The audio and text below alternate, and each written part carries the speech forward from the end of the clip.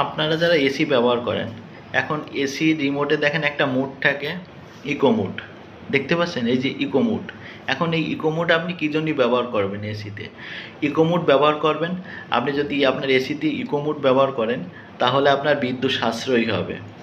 এই ইকো মোডের কাজ কি? ইকো মোড চালু করলে আপনার যে এসির কম্প্রেসার আছে না, কম্প্রেসারটাকে কম গতিতে চালায়।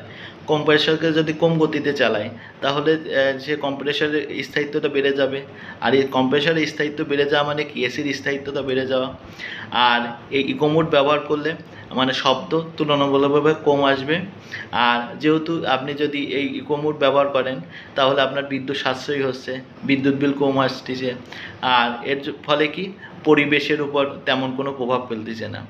আশা করি বুঝতে পারছেন যে আপনি আপনার এসিতে ইকো মোড কী জন্য ব্যবহার করবেন। মূলত বিদ্যুৎ সাশ্রয় করার জন্য আপনার এসিতে ইকো মোড ব্যবহার করতে হয়। ভালো থাকেন সবাই, সুস্থ থাকেন।